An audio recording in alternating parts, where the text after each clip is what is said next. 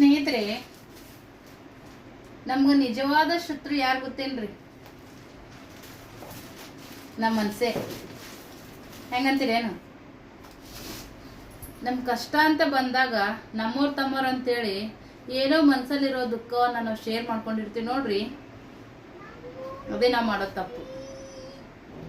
So ಹುಚ್ಚುಕೊಡಿ ಮನಸ್ಸು ನಮ್ಮವ್ರಪ್ಪ ಅವ್ರ ಹತ್ರ ಹೇಳ್ಕೊಂಡ್ರ ಒಂದೇನೋ ಸಮಾಧಾನ ಸಿಗ್ತೈತಿ, ಒಂದೇಳೋ ಸಾಂತ್ವನ ಹೇಳ್ತಾರ ಅಂತೇಳಿ ಮನ್ಸಿನ ಮಾತನ್ನ ತೊಳ್ಕೊಂಡಿರ್ತೀವಿ ನೋಡ್ರಿ, ಆವಾಗ ಬೇಲಿನೇ ಎದ್ದು ಹೊಲ ಮೇಯ್ದಂಗೆ ಆಗ್ತದೆ. ನಮ್ಮವರೇ ಒಂದು ಟೈಮಿಗೆ ನಮ್ಮನ್ನ ಡಸ್ಟ್ಬಿನ್ಕಿನ ಕೀಳಾಗಿ ನೋಡ್ತಾರೆ. ನಾವು ನಮ್ಮ ಅಸಹಾಯಕತೆನ ಅಸ್ತ್ರವಾಗಿ ಯೂಸ್ ಮಾಡ್ಕೊತಾರೆ. ನಿಜ.